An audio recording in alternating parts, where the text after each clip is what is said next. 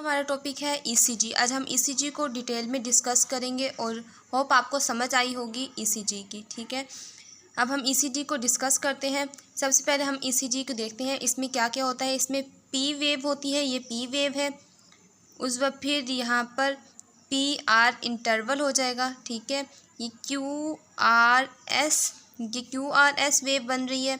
फिर नेक्स्ट हमारे पास T wave है और फिर यू वेव है। अब देखते हैं ये कैसे कैसे बनती है। सबसे पहले हमने conduction system of the heart को देखना है।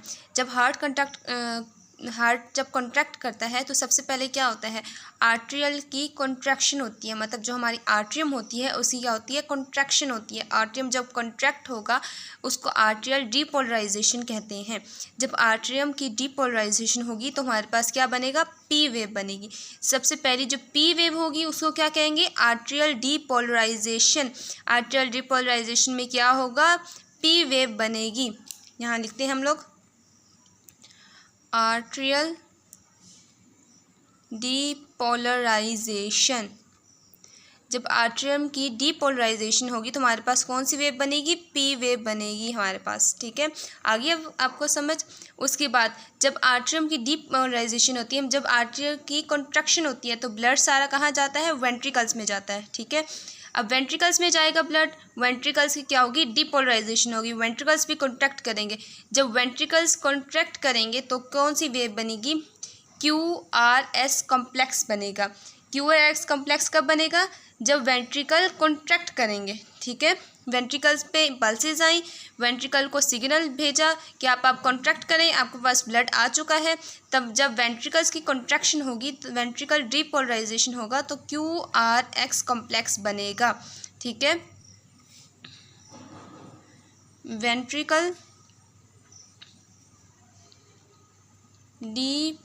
डीपोलराइजेशन, वेंट्रिकल डीपोलराइजेशन में क्या बनता है, क्यू आर एक्स कॉम्प्लेक्स बनता है। नेक्स्ट हमारे पास क्या है, टी वेव। टी वेव कब बनेगी, जब वेंट्रिकल्स अब कॉन्ट्रैक्ट हो गए। अब वेंट्रिकल्स ने रिलैक्स भी तो होना है। वेंट्रिकल्स कॉन्ट्रैक्ट हो गए, सारा ब्लड उन्होंने आयोटा और पल्मोनरी आर्टरीज को दे दिया, अब वो खाली हो गए। जब वेंट्रिकल रिलैक्स होंगे, दोबारा फिल होंगे, वेंट्रिकल रिपोलराइजेशन होगी तो क्या कौन सी वेव बनेगी, टी वेव बनेगी। टी वेव को हम लोग कब बनती है हमारी ईसीजी में, जब वेंट्रिकल्स रिपोलराइजेशन हो जाए, वेंट्रिकल्स की रिलैक्सेशन हो जाए तो टी वेव बनती है।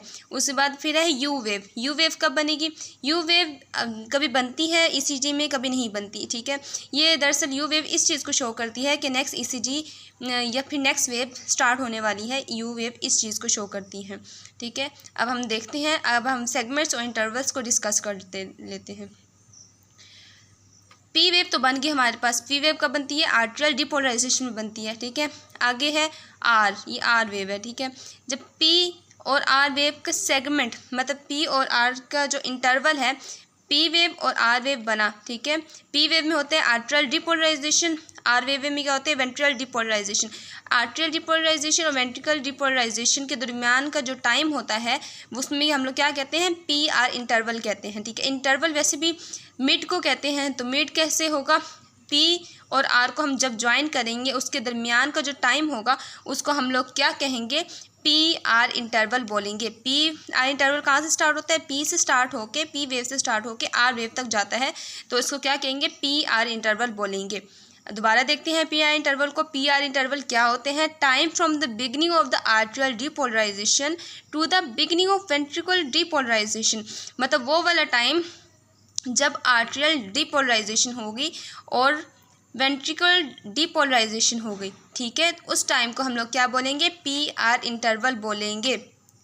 सही है, उसके बाद है हमारे पास S T interval. S T interval क्या, अब देखें ज़रा, क्यू आर एस कब बना था, जब वेंट्रिकुलर की डीपोलराइजेशन हुई थी, मतलब वेंट्रिकुलर जब कॉन्ट्रैक्ट हुआ था, क्या बना था, क्यू आर एस इंटरवल बना था। ठीक है, उस बाद फिर टी वेव कब बनी थी, जब वेंट्रिकुलर रिलैक्सेशन हुई थी, तो इन दोनों के दरमियान के पीरियड को क्या कहेंगे, एस टी इंटरवल बोलेंगे।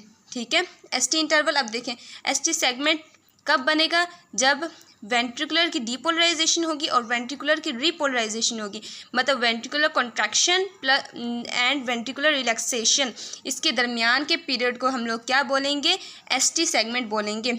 period between the ventricular depolarization and the beginning of ventricular repolarization is called ST segment।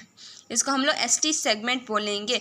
ST segment prolong कब होता है? जब MI होता है, मायोकार्डियल इन्फार्क्शन में ST सेगमेंट हमारा प्रोलॉन्ग हो जाता है, बढ़ जाता है। ये लाइन बढ़ जाएगी ST सेगमेंट की जब मायोकार्डियल इन्फार्क्शन होता है, ठीक है। उसके बाद है हमारे पास Q और T interval. QT interval, QT interval कहाँ से स्टार्ट होता है? Q से स्टार्ट होता है और T तक जाता है। ये हमारी टी वेव है, ये Q से स्टार्ट होगा, Q से स्टार्ट होगा और T तक जाएगा। QT इंटरवल, QT इंटरवल क्या होता है? टोटल टाइम होता है। टोटल टाइम किस चीज़ का? अब QRS क्या होता है? QRS में वेंट्रिकुलर डिपोलराइजेशन होता है, मतलब वेंट्रिकुलर की कॉन्ट्रैक्शन होती है, और टी वेव में क्या होती है? वेंट्रिकुलर रिलैक्सेशन होती है। तो टोटल टाइम, जितना टाइम लगा वेंट्रिकुलर का कॉन्ट्रैक्ट होने में और वेंट्रिकुलर का रिलैक्स होने में, उसको क्या बोलेंगे? QT इंटरवल बोलेंगे। QT इंटरवल कहाँ से स्टार्ट होता है? Q से स्टार्ट होकर T तक जाता है, ठीक है। QT इंटरवल प्रोलॉन्ग्स कब होते हैं? बहुत सारी कंडीशंस में QT इंटरवल्स प्रोलॉन्ग हो जाते हैं। कुछ मेडिकेशंस की वजह से भी QT इंटरवल्स प्रोलॉन्ग हो जाता है। अब QT इंटरवल्स आपको उम्मीद है समझ आ गई होगी, दोबारा डिस्कस कर देते हैं। QT interval total time for ventricular depolarization and repolarization that is from the beginning of Q wave से स्टार्ट होता है to the end of the T wave, और T वेव तक जाता है। QT interval varies with heart rate. अगर heart rate ज़्यादा होगा तो QT इंटरवल ज़्यादा होगा, अगर हार्ट रेट कम होगा तो QT इंटरवल क्या हो जाएगा? कम हो जाएगा। उम्मीद है आपको ECG समझ आई होगी। अगर आपको ECG नहीं समझ आई तो आप मुझे कमेंट्स में बता सकते हैं, और अगर आपको समझ भी आई है तब भी आप कमेंट्स में बता सकते हैं।